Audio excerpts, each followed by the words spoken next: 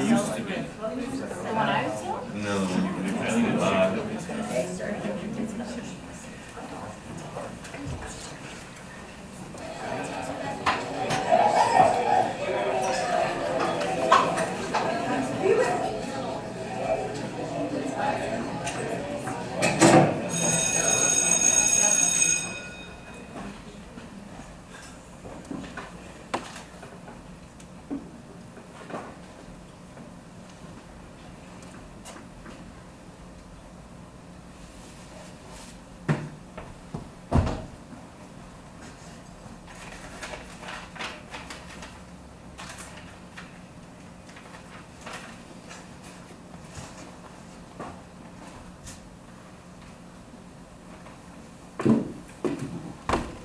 Oh my god. Fantastic. Just fucking fantastic. Since when do you care about education? Well, look who it is. If it isn't Captain Prissy Pants of the USS Bitch Temkin. I cannot begin to tell you how many things are wrong with that insult. Eisenstein is rolling in his communist grave. Well, E equals MC Bitch. Eisenstein? Not Einstein, you moron. Jesus. Didn't believe in him. God doesn't play dice with the universe. So I guess that doesn't really mean that he didn't believe in God, but he didn't believe in randomness. I think he was Jewish. What the hell are you talking about? Look, it's the beginning of the semester. I know we both want to be in this class, and we just put the past behind us and... Indubitably, my young pupils, that is the point of this course. Not Jesus or Eisenstein, you understand, but accepting present circumstances. It will account for 15% of your grade. Attendance will count for 90. 90%, but that's more than 105%. Yes, those are numbers. But this is about Now then, I am your guide on this journey of dickery and juxtaposition that is life. My name is Professor Sidney Raven, PhD, MD, JD, LL, GHOTI, with advanced degrees in fourth wall physics, anterior umbilicus cogitation, and basket weaving. Now pretend I'm not here again. Look, like I was saying, can we just put the past behind us and act like adults? Maybe, if you apologize. But I have nothing to apologize for. Nothing to apologize for? You cheated on me. Not on purpose. CJ Clyde. Oh, so your penis just accidentally fell into my best friend's mouth. I never said I wanted a relationship. Lie, Dick, lie. You said I made the sun rise and set for you. Now CJ, exaggerate. You said, and I quote, "You shine like the moon in autumn. There are no bounds to your splendiferous, multitudinal, luminiferous elegance. I will always love you." Now here, CJ and failed to perceive the misuse and abuse of a thesaurus. And you fucked her in my room. At least someone put out in there. I wouldn't put out. CJ lie. You were never interested in me. I was your pet ego. You were more to me than At least I didn't cheat on you with the biggest slut this side of campus. Well, that would be hot. Now, let's leave up slut shaming. You can come up with a better insult than that. At least I didn't cheat on you with someone who wears a fanny pack. Ugh. That would be hot. She gave me crabs, you know? Oh, try again, less candid. She wasn't as nice as I thought. One more time. More accuracy, please. This isn't a history course where we can be all willy-nilly with the truth. She didn't give me what I wanted. And what was that? Oh, no, that's not gonna work. Not here, right now. This always happens. You get me to talk and spill my guts in order to get some kind of connection from you. And then, when it's your turn, you give me nothing. It's like throwing emotion coins into a bottomless wishing well, and it's not a partnership. Oh, really? Yeah. Because you wouldn't stop touching my boobs or my butt or anything that wobbled. That's all I was to you. You didn't want an emotional connection. You just wanted a docking slot for your dirty USB. And before you even start, I know that's a shitty analogy, but emotion coins into a wishing well? Really? Really? Or you try to barter emotion coins for boob touching, which incidentally made me feel like an emotional whore. Which incidentally is an underappreciated profession. Not as popular as the conventional kind of prostitute, but more fulfilling. Okay, so you weren't interested in sex, but you didn't want a relationship either. Maybe not. I was experimenting. Oh, try again. I wanted to see what would happen if I dated someone new. For the love of Euripides, like you're a vertebrate woman. I wanted to make my ex jealous and you gave me validation. Yes. And that makes me sound like a fucking parking lot. But then I realized, hey, this guy gives me things I need. Like, he shares his emotions without me having to pry his mouth open with a crowbar. I was just too fragile to share my own at the time. But you know what? I'm fucking glad I didn't. Because I thought you were a decent human being, but it turns out you're just a cheating piece of shit! Oh, you're a piece of work! Your dad is a piece of work! What? Damn it, that made me sound creepy. I hope to live in an America where either parent can be compared to a sexual object with equal pejorative effectiveness. Anyway, you're not so special yourself, dick! All right, now that you've laid everything on the table, let's go again. You smell funny! Do not! Huh, okay, I can see maturity's gonna be an issue here. Let's go as if you were at least 8 years old. You have cooties! You do! That thanks to you, fanny pack fucker! Excellent. All right, let's go for 14 now. Pretty princess cock tease. Horse slut face! Splendid. Let's go for 20.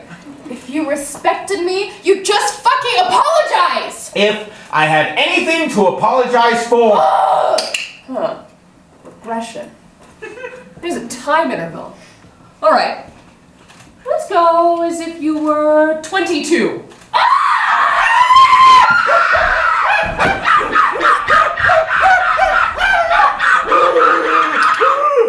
I'm beginning to see a pattern in the 20s. All right. Just admit what you feel.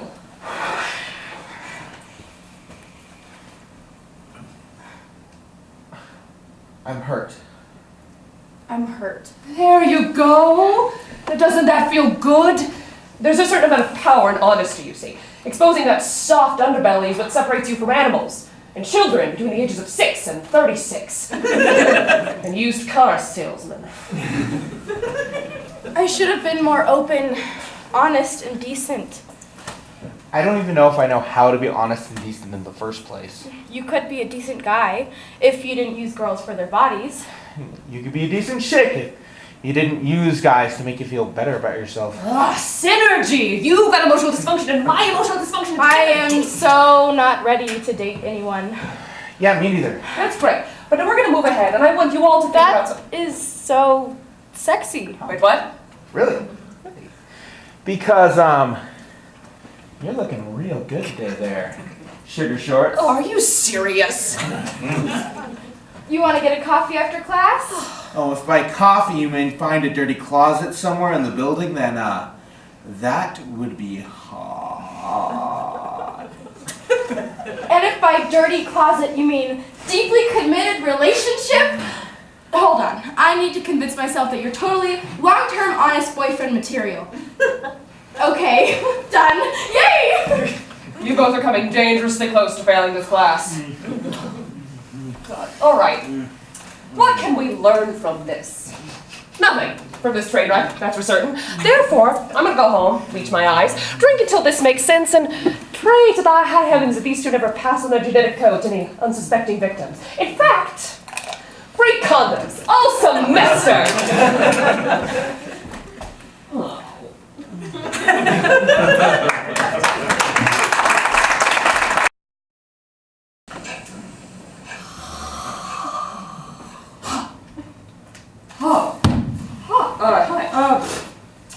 Good evening. With one class period to go before your first academic paper is due, I feel it's time to go over a primer on how to write a proper academic paper in the first place. Many professors dole out unhelpful and misleading advice when advising students on proper academic habits. They'll tell you to allow yourself large amounts of time, or start with a topic in mind, or God forbid, start with a thesis. Poppycock. That is getting entirely too far ahead of the problem. But then, I'm also getting ahead of myself. Allow me to introduce my helper for this lesson, Hector. So. Hey, don't. I am an expert at writing papers. He came here a humble undergrad and he left Well, he hasn't actually left. And there are no indications that he will. Hector, pay no attention to me. Never have. That explains everything.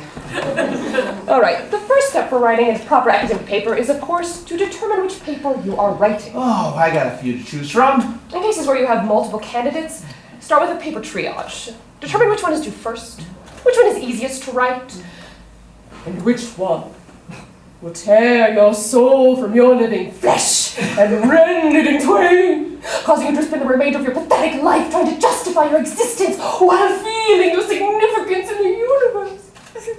Fade away. Just like your hopes, dreams, and aspirations. All right, what paper will it be? All right, so I've got English, history, and applied mathematics. I know, I'll write all 3 papers at once. This tactic really works. How do I carry the value of the split infinitive while relating it to the Battle of Gettysburg? For obvious reasons. Hell, I don't need to start on this paper now. I've got 6 whole days before it's actually due. Oh, man. And I deserve a night off after last week, let me tell you. Woo! A lesson in quantum physics. Saying anything which remotely resembles the phrase, "I've got plenty of time," will automatically cause a tear within the fabric of space-time in favor of the deadline. This is a relic from the era of Greek tragedy, wherein hubris would cause a hero's downfall. In the modern era, with a lack of heroes to pick on, the fates just like to fuck with procrastinators. Oh, shit, I only have 6 hours to write this paper! Many people will tell you not to panic in this situation. Ignore these ninnies! Adrenaline is a powerful ally! Phase 1, bargaining. Dear God, you owe me for all those times I didn't push a screaming child in front of a bus. That took a lot of willpower. Phase 2, real bargaining. Let's see here. Oh, hey, Aaron, how you doing? It's me, Hector. I was just wondering if you'd like to maybe, I don't know, exchange sexual favors for an essay? Hello? Hello? Jeez, try to do a favor for a chick who wears a fanny pack. Phase 3, realize you are wasting time by bargaining. Oh, fuck! Now that you've taken focus, consider the following. Does the paper in question require research? If so, how many sources? Let's see here. 15 sources, not including class readings, which I didn't read anyway, but... Oh, preferably all written by dead white guys. Oh, I see your professor is a traditionalist. Let's see, I've got 6 dead white guy books on my shelf, which means I only need 9 more. All right, with that in mind, and considering your deadline, the internet is hands down going to be your best bet. All right. So, that guy's dead, that guy's dead. Ooh, that guy's still alive, but barely. Oh, that guy's dead, but Spanish. Does that count as white? Now, you know, the Spanish rarely count as anything in Anglo Academia, unless they're writing about syphilitic optimists swinging swords at windmills. Oh, hey! That guy just died. As many professors will tell you, dead people are almost always more relevant than your contemporaries, unless, of course, your professor wrote the textbook, automatically granting them dead person status. White maleness, optional. Alright, so I've got 15 sources and no idea how the fuck to integrate them into my paper. Use a random number generator to select a page and then scan it for something which sounds profound. If you have purchased this book without a cover, you should be aware that this book is stolen property. No, don't use the publisher's... No time! In which case, you simply need to write as much as you can interpreting the meaning of your selection, including author's intent. Never judge a book by its cover unless the cover is missing, in which case you should judge the book to be stolen, which in turn means that people who do not cover themselves are stolen, which ties into the fact that slavery still exists, which is why sex slaves rarely wear clothes. I mean, that's an interpretation. And therefore, nudist colonies should be raided and stolen property returned to its rightful owners. Once you have enough sources and paragraphs, you can then assemble them into a cohesive piece dealing with the course's assignment. In this case, it's... Let's see, free verse poetry of the modernists. Oh, well, in situations where you haven't read the assignment before beginning work, simply write an additional paragraph or two at the end of the paper and relate it to relevant course readings. If T.S. Eliot had been someone who looked past judging books by their cover, he wouldn't have been anti-Semitic. And? He might have thought that Jews were stolen. Very good. You could tie this into American slavery as well. You could write about Walt Whitman's poetry dedicated to President Lincoln. Nah. That sounds like something you'd find in an academic journal. I want to write something more accessible to the average reader. Like one of those BuzzFeed articles with only pictures in them. Good God. Well, you will still need a thesis, probably based on the work you've already done. Books lead to racism. Once you've your ducks in a row and you're well into writing your paper, you should take a moment to make sure you're still coherent. Why did I start writing up the Garfield comic strip? Of course, moments of incoherency may lead to new insight. T.S. Eliot wrote poetry which was turned into the musical Cats, which, like Garfield, is also a giant piece of crap. As long as it ties into your thesis. Odie is clearly a metaphor for the state of the abused Hebrew nation. Now, as you reach the final moments before the paper is due, you should take a moment to begin cleaning up the piece. It doesn't matter how... Oh, brilliant. Your ideas are. Mechanics are important. Misspelled words and miscellaneous errors will make it seem as if you weren't taking this assignment seriously. In which case, simply take every suggestion that spell check and grammar check advocate. This will never result in error. That cat might as well be Hitler. Okay, let's see. We got a semicolon. Put one of those in there. Apostrophe.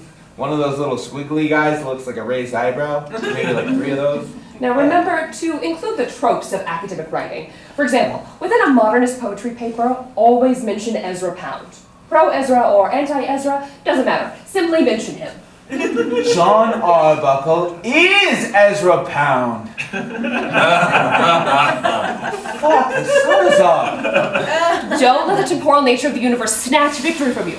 If you're consuming massive amounts of caffeine at regular intervals, you should be able to stop time with the power of your thoughts. Oh, I am a stone. Time does not affect a stone. There is no past. There is no future. There is no now. Okay, universe. Pause. Rewind. Play previous track. I am you. I know Kung Fu. I can slow down bullets with the power of my mind. Shit, it isn't working! In which case you simply need to work faster. Okay, the causes of books and racism are synonymous, as it is obvious that Johannes Gutenberg was racist because he was German. And as everyone knows, all Germans of all time periods are racist, or at the very least hate everyone, which is evidenced by the German language lacking a word for fluffy, which is what Garfield is, and therefore Garfield is also German, and Ezra Pound, and Hitler. Yeah. Don't forget the annotated bibliography. God damn it! This source is a valid source because it has a penguin on it, and that's prestigious as fuck. This source comes from a university press that smells like mothballs mixed with a little marijuana. And this source comes from a website who is run by a guy who thinks that alien abductions caused the Civil War, but has some very interesting points on E.E. Cummings and anal probes. What does MLA say about formatting a citation for tea leaves? Just use the same format you would use for a book, but list the author as fate. Done! Oh God, I need a smoke. And now we'll go forward a few weeks to when the grades come back.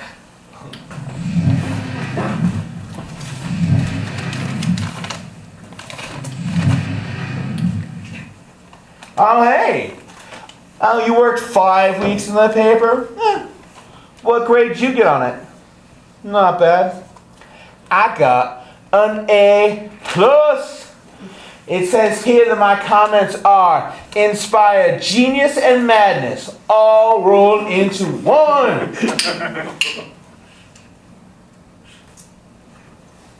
98.6% of homework is done the night before.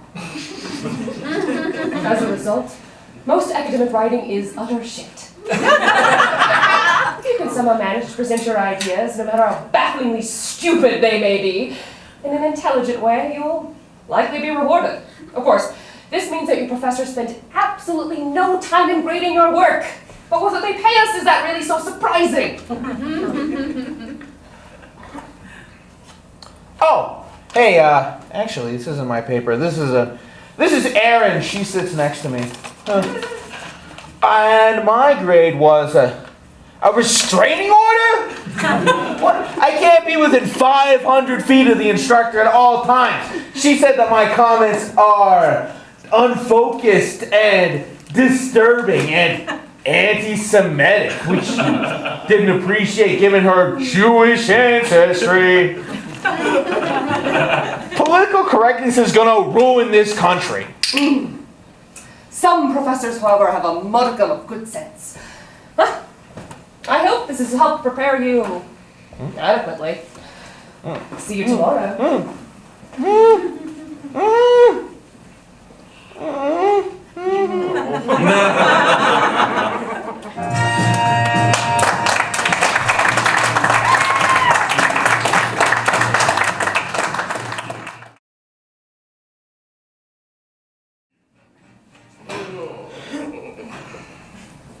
Good day. I hope you're all rested. A few weeks ago, during our first class, we dealt with the topic of love. And it seems that it did not resolve to your satisfaction. To review, our example students decided, against all good and common sense, to pursue romance with one another despite the obvious pain that they would cause each other. This is what happens when you let the body parts without neurons do the thinking for you. I'm going to remedy this error on my part by having two students with absolutely no sexual chemistry demonstrate to you horny, drunken heathen monkeys, which is to say 20-somethings, the finer points of sex and what it can do to your underdeveloped psyches. Now, with that in mind, I've invited some anthropology students to show us the more effective strategies of the past few million years. If you ask me, humanity has gone about this in an entirely inefficient manner. So we'll be going back to basics. Now please welcome Christina Leakey and Alan Goodall.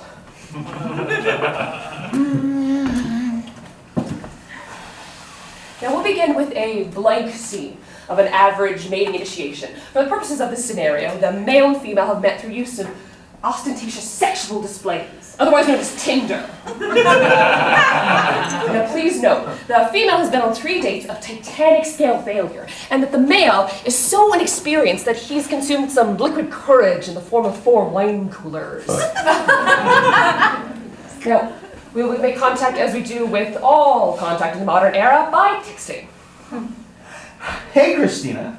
Oh, call me Kris, please. Hey, Alan, winky face. Now, I will translate for those of you who are not socially inclined. So, what kind of music are you into? I'm kind of a prog rock, soul, and jazz kind of guy. 3 saxophone emojis and a cat, accidentally. Do you enjoy my interests? I'm totally into prog rock and jazz, but I prefer rap to soul, though my heart belongs to anything with a banjo in it. 3 musical note emojis and an eggplant on purpose. I enjoy some of your interests. I am encouraged, and will therefore share one of my own interests. Banjo, huh? That's pretty cool. I actually picked up an original Les Paul guitar the other day on eBay. A steal at $5,000. Smuggy face with the eyebrow. I'm going to talk about how much money I spend on recreational items, as I am terrified of what you might actually think of me beyond material goods. That, and I have heard from friends that this is the surest way to the bedroom. Wow, that's really impressive. I've been shopping for nothing but lingerie lately, winky face with tongue sticking out. Despite your misstep, I'm going to brazenly entice you, because you're sort of cute. And after the week I've had, I need a victory and some stress relief to continue. I hope that your lingerie matches better than the outfit you've got on in your profile pic. Praying hands. I feel awkward. So I'm gonna use this thing I saw on a pickup artist website called negging, and I'm getting it wrong. Oh, you're so funny. Crying while laughing face type while clenching my jaw. I am way too smart for this. Alright, we're gonna shoot this pony before it has a chance to suffer anymore. Now I'm gonna reset the scene and have it take place between two flatworms. Now, flatworms don't have to worry about a millennia of gender dynamics because they only have one sex. See, given that either member of a party can become pregnant and give birth, they are a sort of same-sex relationship, albeit one that is quite a bit different than human homosexual relationships. Now, please note that the... Actually, no, let's just go. Hey, Hiya! Do you like anonymous sex? Oh, do I? The flatworms fight when they mate. Given that either party can become pregnant, neither one particularly wants to. The flatworms' peni, and some species do have multiple peni, serve as their chief hunting instrument. The last thing to go through many a small invertebrate's mind before it dies is a flatworm's wing-wong. Brings an entirely new meaning to the colloquialisms fucked in the head. Fun of my life.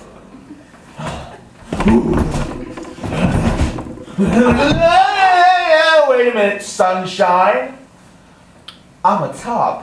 So am I. Only one way to settle it then. Yes.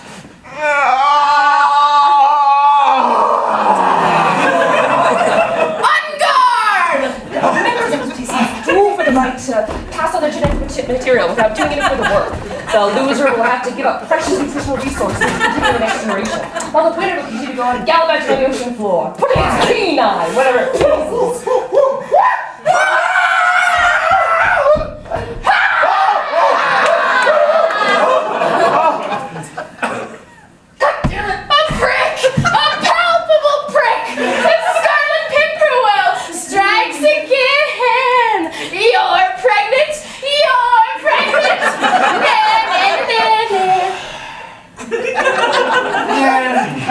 Why did I use my penis as a sword? There should have been an after-school special about this. Now, what is the moral of this story? Never bring a penis to a gunfight. And now we move on to the praying mantis in a laboratory setting. The location of romance is of unique and often unexamined import, as it determines the entirety of an individual's potential mates. Now, please note that the male is apprehensive to begin mating, as he can see the female as agitated, though he will most likely give in to his more base urges in order to spread his genetic information. Hi! Hey! I've never seen you around here before. Want to become my bestest boyfriend ever and stay with me for the rest of your life? Contrary to popular belief, the praying mantis female does not always eat the male in the wild. This only occurs in times of great stress or... Stress? What could I possibly have to be stressed about? I'm just stuck inside 4 invisible walls with giant horrific eyeballs looking at me all fucking day long, getting poked and prodded with metal tools and weird wormy plastic covered hands. I'm peachy keen! I'm just hungry, goddammit. Oral prey is not abundant. Now please note, the male is weighing his urge to flee against his need to mate. His head is turning and looking at his hips are leading him forward. Certainly there are other, less aggressive females out there, but what are his chances of finding one when he's trapped in a glass cage with her? Hey, would you look at the weather? It might rain. I should go. You think too much. Be my boyfriend and we'll talk about it. You'll be a good listener, won't you? Oh, you have really cute ears. I could just nibble on them forever. Well, I try to nibble, but I usually just end up taking really big bites and then boom! Straight to my thorax. Now, in order to dissuade the female, the male uses some of his natural defenses. I don't fuss. I have a fanny pack fetish. My favorite band is Nickelback. Still, operating solely off looks here, my delectable little chimichanga. Come closer. Mrs. Dahmer, I believe you are trying to seduce me. I promise I won't bite. Okay, I'm fibbing. With the obstacle of the brain out of the way, the male freely copulates with the female. Now, what have we learned from this? That's correct. Fanny packs are no obstacle when you want to get some, player. Now we'll examine an animal where the male definitely gets the better end of the stick. The anglerfish. Now, the anglerfish deals with a similar problem as the praying mantis, and then they have a small amount of mates to pick from. But this is a different scenario because they swim through vast swaths of open ocean before they can run into another member of their species. Now, please note, this is a particularly advanced mating technique, given that we are finally dealing with vertebrates. Oh. Hi, baby. You looking real good. You want some fuck? Hey, I'm not really looking for a relationship right now. That's all right. I'm not either, just one little nibble. No thanks. Oh, come on, baby. This could be one of them no strings attached kind of affairs. The male of the anglerfish is essentially useless in the species. He's several times smaller than the female, ill-equipped and unskilled in hunting.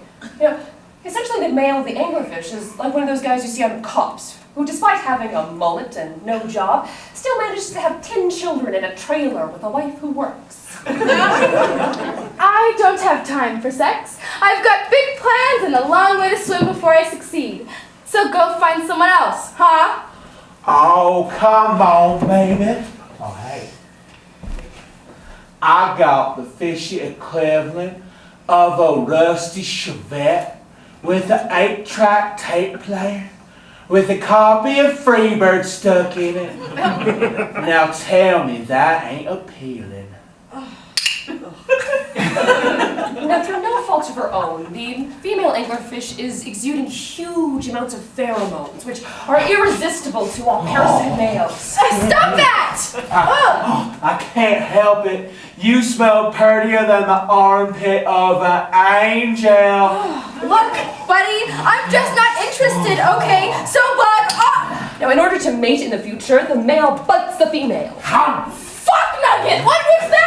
Slowly, he integrates himself into the female to the point where it's impossible to distinguish one from another. To remove him will cause serious harm to her. Well, I guess this isn't so bad. In some species, as many as 8 males will attach themselves to one female. No! And what have we learned from this? That's correct. 8 is enough. Now please give me your findings in an academic format and in the style of finishing your spectacularly awful flirting. Mating rituals are for losers, assholes, and communists. Here's the deal. I wish to share my genetic information with you through the vigorous application of friction, followed by a little crying. You got it? Sure. I too share your distaste in silly displays. I wish to trick my body into thinking it has fulfilled its biological imperative through wild use of prophylactics. And all other factors being equal, I would like to share my genetic information with as many partners as possible without any serious commitment. Just share it all over them. To the windows, to the walls. Okay, I was going to try to keep it academic for the bit, but ew. Oh, no, sorry. Want to settle down? Apology accepted. You know, earlier I was considering leaving the dating scene, but that part with the gross fish has proven to me that settling down is something I want to avoid for a very long time. Besides that, you just said you don't want to commit. But I'm new at this. I don't know what I want. Exactly.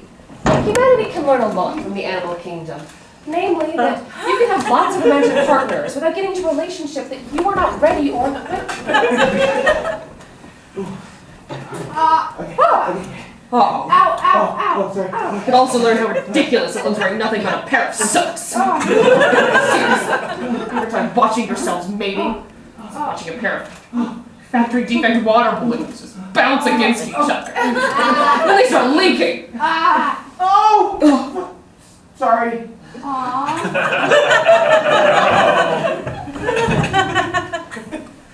In any case, the moral of the story is this. If you are a flatworm, the peen is mightier than the sword. Penis. Did you get that?